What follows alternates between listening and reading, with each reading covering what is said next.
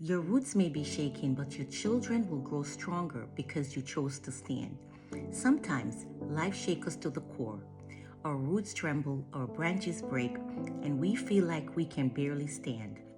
But even when we are wounded, God can still use us to plant something stronger for the next generation.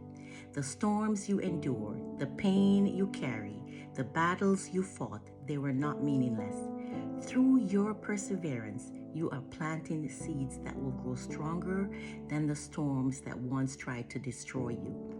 Your children, your legacy, and the generations after you can grow from the strength you found in God. You may have been bent by the wind, but you did not fall. And because you stood, the seeds you planted will grow into trees that will weather storms you once faced.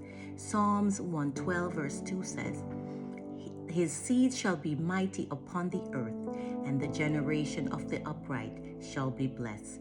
My poem now, listen with your heart. My tree roots.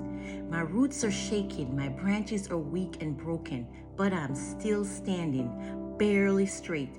I look at my seed falling with a hand from my dear friend Twine. I'm holding on as my new bud sprouts, hoping they will get stronger to weather the storms and droughts. My friend, love God first and yourself. Peace.